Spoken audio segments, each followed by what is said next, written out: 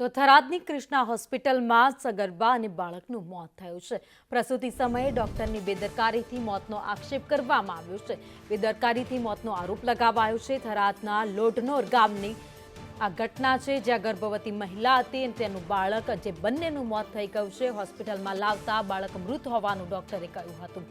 15 કલાકની સારવાર બાદ સગર્ભાનું પણ મોત નીપજ્યું છે। પોલીસે ડોક્ટર સામે ફરિયાદ નોંધી વધુ તપાસ હાથ ધરી છે।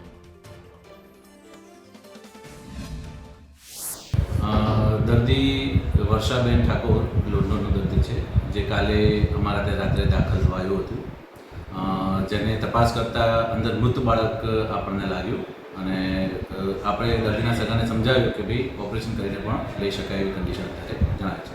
દર્દીના સગાનો એવો અનુરોધ હતો કે સાહેબ નોર્મલ ડિલિવરી થાય તો વધારે સારું, અને આટલા વર્ષોના અનુભવથી મૃત બાળકમાં ઓપરેશન કરીને જ લેવું પડે એવું નથી હોતું, તમે દવા મૂકીને પણ નોર્મલ ડિલિવરી કરાવી શકતા હોય છે।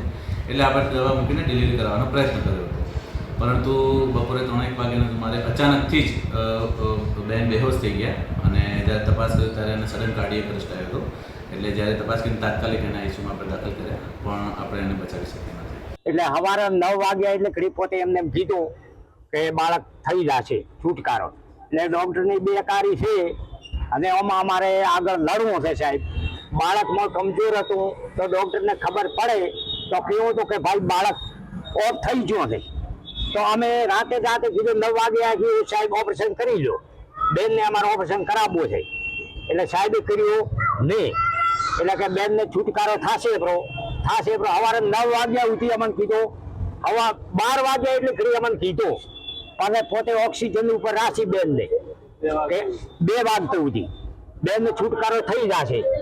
પછી અમાર દરવાનો આડો કર્યો, મોય કોઈ નાબા જીતા નતા, એટલે અમારે આગળ સાહેબ લડવું છે।